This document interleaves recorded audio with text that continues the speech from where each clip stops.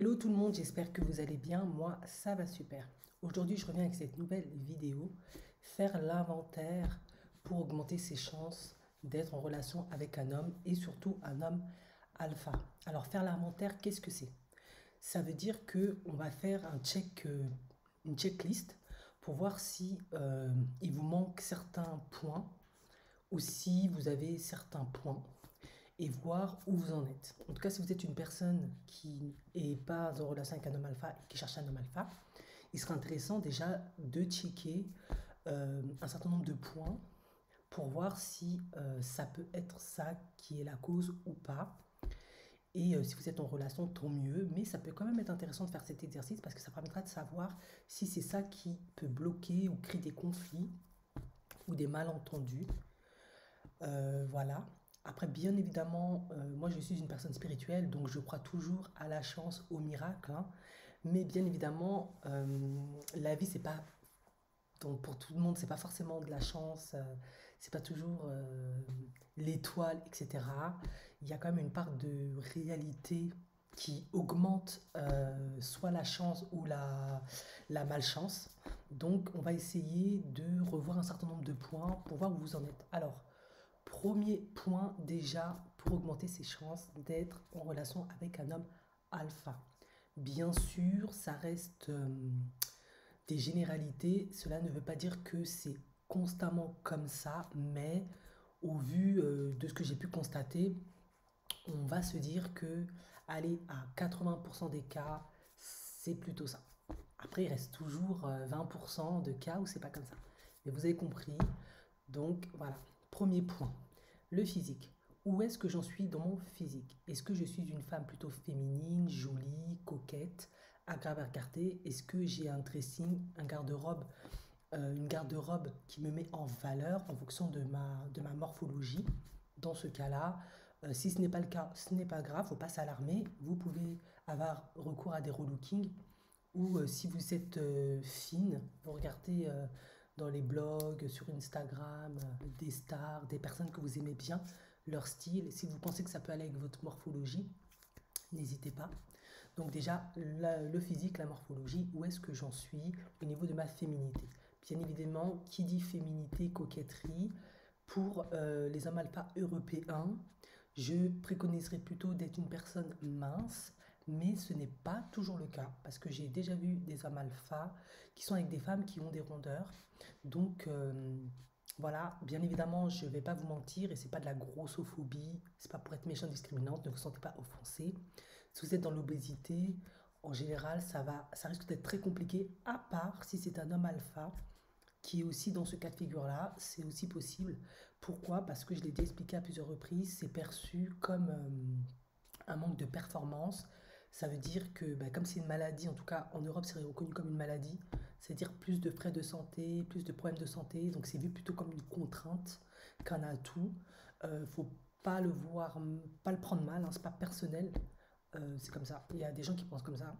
Par conséquent, il faut voir par rapport à ça. Donc, féminité, coquetterie, est-ce que je me mets en valeur? Est-ce que par rapport à mon profil, ma morphologie, je suis coquette, j'arrive à être tape à l'œil, à être attirante, attractive, je sais mettre des couleurs qui me mettent en valeur, ma coupe de cheveux fait que en fonction de ma personnalité, ma morphologie, comment je me sens, voilà, plus ben, voir aussi son poids, où on en est, etc. Ça, c'est déjà le premier point à vérifier si vous n'êtes pas dans ce cas de figure-là. Cela ne veut pas dire, en tout cas, si vous êtes une personne obèse, moi personnellement, je ne vais pas tourner autour de peau. Pour moi, l'obésité, c'est surtout l'obésité morbide, hein, comme on voit aux États-Unis. Maintenant, un peu en Europe, c'est une maladie. Donc, je vous invite à vous rapprocher d'un personnel de santé, essayer de prendre soin de vous. Parce qu'il y a plusieurs causes, hein. Ça ne veut pas dire que vous êtes quelqu'un qui mangeait, non, ça peut être aussi génétique. Parfois, ça peut être aussi dans génétique, ça peut être aussi une maladie qui a fait ça. Voilà, si en tout cas ce point-là est respecté, vous avez coché OK pour moi, je suis plutôt une femme slim pour en tout cas les hommes alpha européens, on va dire, bah, c'est bien. Et dans ce cas-là, si vous n'êtes pas dans ce cas de figure-là, il peut y avoir des hommes alpha pour qui ça peut aller. Autrement, les hommes alpha africains, Pour la nouvelle génération, ça peut dépendre, hein. Ça dépend aussi du profil de l'homme alpha, etc., s'il est sur l'international ou pas. Mais les hommes africains préfèrent les femmes un peu plus en chair, comme ils disent, avec des formes. C'est comme ça, c'est aussi dans la culture. Donc, il faut aussi voir cet aspect-là. Voilà, donc ça, c'est déjà le premier point, selon moi. Deuxième point qui, pour moi, est important pour augmenter ses chances avec un homme alpha, ça va être les centres d'intérêt. En effet, comme je l'ai déjà dit, les hommes alpha, surtout européens, aiment les femmes qui ont des centres d'intérêt parce que la plupart d'entre eux, ne serait-ce que pour les personnes européennes caucasiennes, issues de bonnes familles, ils ont tous eu des centres d'intérêt. En tout cas, on les a éduqués comme ça fait partie de leur éducation. Dans la bourgeoisie, c'est comme ça. Ça va être un sport qui peut être le tennis, qui peut être le golf, qui peut être... bon, pour les personnes un peu plus ouvertes, ça peut être le foot, ça peut être le basket, ça peut être le badminton, ça peut être le triathlon, ça peut être tout un tas de choses, des sports de cette catégorie-là. Il y a plein de sports qui peuvent faire finalement le cricket, ce que vous voulez. Pour les instruments de musique, ça peut être le piano, ça peut être la guitare, ça peut être l'accordéon, ça peut être la trompette, ce que vous voulez aussi comme instrument de musique. Quoi qu'il en soit, ils ont des centres d'intérêt. Donc, est-ce que vous avez un centre d'intérêt? Ils aiment aussi beaucoup lire, ils aiment s'intéresser aussi à ce qui est lié à la finance, pour la plupart d'entre eux, pas tous, mais souvent, c'est selon le profil de la famille, c'est préconisé, tout ce qui est finance, gestion de patrimoine. Où est-ce que vous en êtes? Quels sont vos centres d'intérêt? Vous prenez une feuille et vous vous dites qu'est-ce que moi j'aime faire de mes journées lorsque je ne suis pas au travail, lorsque je ne suis pas avec mes copines, quand je suis à la maison, je ne fais rien, qu'est-ce que je fais? Est-ce que je joue d'un instrument? Est-ce que je regarde la télé pendant des heures? Est-ce que je lis un bouquin? Est-ce que je tricote? Mettez vos centres d'intérêt, votre passion, ce que vous aimez faire, ce qui vous branche. Ça, c'est le deuxième point. Si vous n'avez pas de centre d'intérêt, eh ben, il est temps de vous en trouver, comme je l'ai déjà dit. Cherchez au plus profond de vous-même ou prenez un coaching pour essayer de voir ce que vous aimez faire parce que ça risque de vous pénaliser. Ils ne vont peut-être pas forcément vous dire que vous n'êtes pas intéressante parce qu'ils sont trop polis ou ils ne veulent pas vous blesser, mais ça peut être une raison pour laquelle en fait ils ne donnent pas suite ou ils ne souhaitent pas continuer avec vous parce qu'ils se disent trop inintéressant, trop insipide, trop fade, un profil pas intéressant à présenter, à vendre auprès de ma famille, mes amis, donc vous passez à la trappe. Donc deuxième point, des centres d'intérêt. Troisième point pour moi, à mon sens, pour augmenter ses chances d'avoir un homme alpha, ça va être les études, le projet de vie. Je dis les études, mais ça peut être, vous avez une entreprise, vous avez votre salon de coiffure, d'esthétique, vous êtes coach, vous êtes masseuse, en tout cas masseuse, ça dépend aussi des profils des hommes alpha, mais ça dépend, si vous êtes masseuse, employée ou masseuse, vous avez le centre de massage, ça dépend tout le temps. Vous êtes avocate, vous êtes, je sais pas, dans le marketing, vous êtes dans la communication, ce que vous voulez. Vous voyez ce que je veux dire? Où vous en êtes par rapport à ça. Alors, si vous n'avez absolument rien au niveau des diplômes, au niveau du business, au niveau du projet, selon votre âge, c'est pas grave, il est temps de vous trouver un objectif, un sens pour peaufiner votre profil, le rendre beaucoup plus intéressant, beaucoup plus attractif. Et bien évidemment, si vous avez quelque chose, c'est très bien, continuez dans cette lancée, ça c'est bon, il n'y a pas de souci. Donc checkez aussi où vous en êtes par rapport à ça. Donc ça c'est le troisième point. Ensuite, le quatrième point pour moi, ça peut être la famille. En effet, il y a des hommes alpha qui sont très sensibles à ça. Certes, vous allez me dire oui, mais s'ils m'aiment, oui, mais bon, après, il y en a, il faut attention à leur réputation, il faut attention à leurs relations, parce que une vie n'est pas basée que sur l'argent, c'est aussi basé sur des relations, sur ta réputation, hein, selon en plus où tu vis, ce que tu fais comme métier, donc ils ne peuvent pas prendre le risque de s'affilier, même si la fille est magnifique, ils l'adorent, à des personnes qui vont leur porter préjudice. Donc la famille, ça peut être rédhibitoire. Donc où est-ce que tu en es par rapport à ta famille? Est-ce que tu as une famille problématique? Est-ce que tu as une famille respectueuse? Est-ce que tu as une famille qui est gratteuse? Est-ce que tu as une famille envahissante? Je sais qu'on ne peut pas faire grand-chose avec la famille, mais il est temps de se poser les bonnes questions. Si tu es prête à mettre un comité beaucoup plus restant autour de toi, si tu rencontres un homme alpha, il faut voir. Si tu n'es pas prêt à faire ça, il faut revoir ton, tes objectifs aussi par rapport à un homme alpha. Soit tu as de la chance, tu tombes sur un homme alpha qui est très tolérant, très ouvert et qui n'est pas très regardant. Soit, ben, à un moment donné, c'est comme ça, la vie d'adulte, il faut faire un choix. Et si on n'est pas prêt à faire ce choix-là, eh bien, on peut ne pas avoir un homme alpha parce qu'il y a certaines personnes qui sont très très réticentes face à ça. Vous l'avez vu dans le cas une Ayem Nour, comment ça s'est passé avec Vincent Miclé, qui avait une famille très problématique. Vous avez vu par rapport au cas de Meghan Markle, elle a dû faire des choix extrêmement restreints. C'est comme ça, c'est pas une balade de santé, c'est des vies qui sont en jeu, des réputations, des relations et parfois beaucoup d'argent. On ne peut pas prendre le risque qu'un membre d'une famille, parce qu'elle est jalouse, parce qu'elle est instable, parce qu'elle est dysfonctionnelle, parce qu'elle est mal éduquée, aille gâter ton nom ou dérobe ton argent ou viennent te braquer ou viennent agresser, je ne sais quoi qu'est-ce. Il y a tellement de situations rocambolesques auxquelles on peut faire face. Donc ça peut être aussi pour moi quatrième point qui fait que on peut passer à côté. Donc soyez au clair par rapport à ça, où vous en êtes par rapport à votre famille et commencez à mettre de l'ordre par rapport à ça. Donc voilà, ça déjà, c'est les 4 points qui, à mon sens, doivent être déjà là, pour moi, ou en route. Parce que pour moi, si ces 4 points ne sont pas là, pour la suite, ça peut être déjà un peu compliqué. Vous m'avez compris. Si vous regardez mes vidéos depuis longtemps, vous avez un peu compris comment je fonctionne. Maintenant, si ces 4 points sont là, on va dire, on va passer à la suite. Quelle est la suite? Ben, c'est tout ce qui est psycho-émotionnalité. En effet, on peut être magnifique physiquement, on peut être une très belle femme, être coquette, tout ce que vous voulez, hein, ou l'être un peu moins, mais quand même plaire.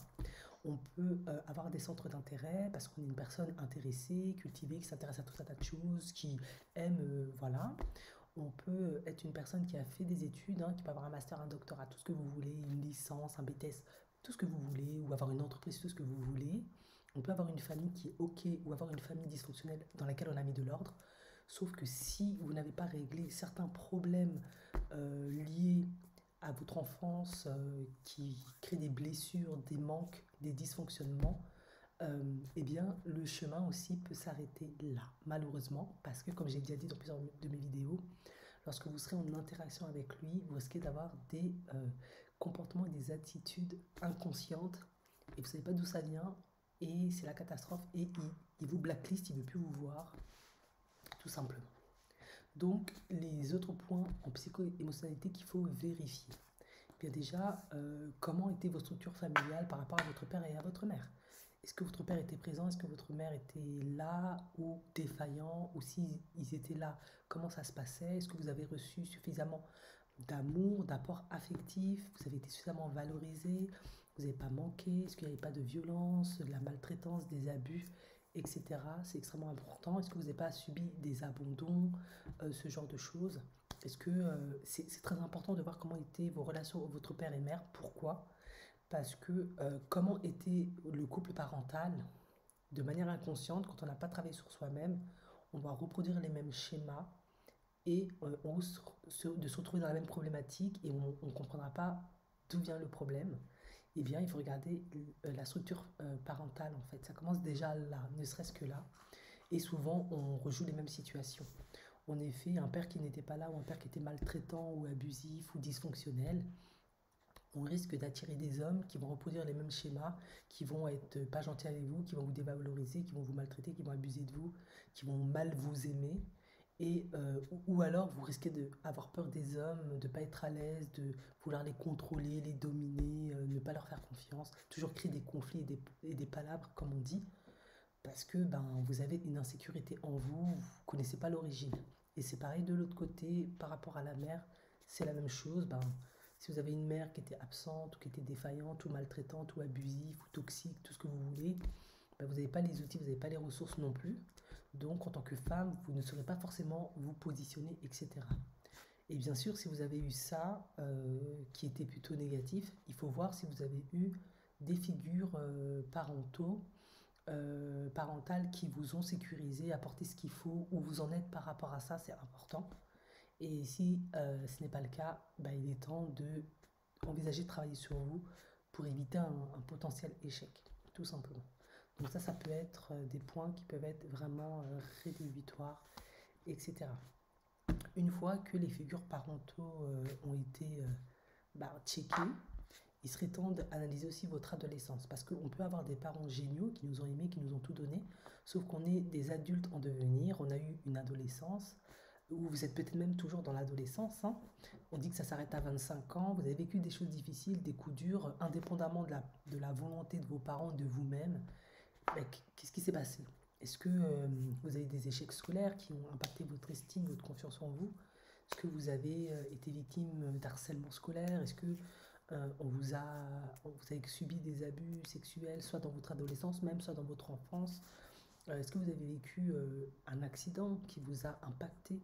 Voilà. Il faut checker votre adolescence et voir s'il y a eu des couacs et des couacs, si ça a eu des impacts, où vous en êtes. Vous avez subi des avortements, une fausse couche. Ça aussi, c'est des traumatismes. On n'en parle pas souvent, mais ça crée des traumatismes. Ça crée beaucoup de culpabilité, ça crée beaucoup de honte.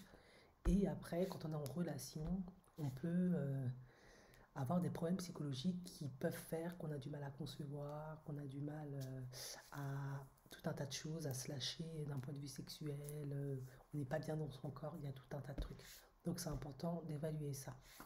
Une fois que vous avez évalué ça, vous regardez votre vie d'adulte. Comment était votre début de vie d'adulte? Est-ce que vous avez du mal à trouver du boulot? Est-ce que vous en avez trouvé facilement? Est-ce que au boulot ça se passait bien? Est-ce que ça se passait mal? Comment vous avez vécu ça? C'est important d'analyser aussi cet aspect-là parce qu'en relation avec un homme alpha, vu que c'est un homme qui aura en principe une bonne situation financière, voire plus, qui aura une certaine figure d'autorité, hein, vu qu'on on rejoue souvent plein de mécanismes de notre vie, comment tout cela va se jouer avec cet homme-là? Ça, c'est vraiment déjà ces trois pôles-là qu'il faut analyser. Donc si vous êtes OK selon vous par rapport à ça, eh bien on peut passer à la suite. Autre point qui pour moi est crucial, important d'analyser. Quelle est votre relation à l'argent? En effet, beaucoup de personnes veulent des hommes alpha pour plein de raisons.